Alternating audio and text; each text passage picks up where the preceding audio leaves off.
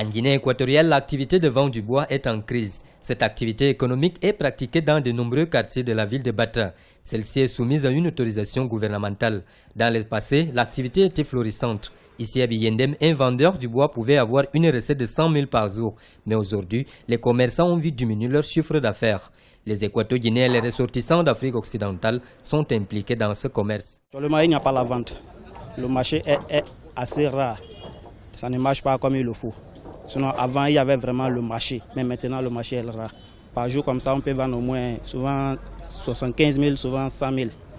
L'argent que je gagne, je me débrouille, je paye les impôts, j'arrive à résoudre mes besoins. En ce moment, il n'y a pas de clients, donc en ce moment, c'est dur. Sinon, avant, je peux vendre au moins 100 000, ou 150 000, ou 50 000 par jour, mais maintenant, pour avoir même 25 000, c'est difficile. Pour l'utilisation de la forêt et la vente des bois en Guinée équatoriale, le gouvernement a adopté depuis 1997 une loi qui permet aux personnes juridiques et physiques d'exercer cette activité dans le pays. Le ministère de l'Agriculture et de la Forêt est au courant de l'activité de vente de bois dans la ville de Bata. Il existe une loi qui régule cette activité. Quand une personne obtient l'autorisation pour couper le bois, on envoie un technicien sur le terrain afin de vérifier si les arbres sont aptes à être coupés.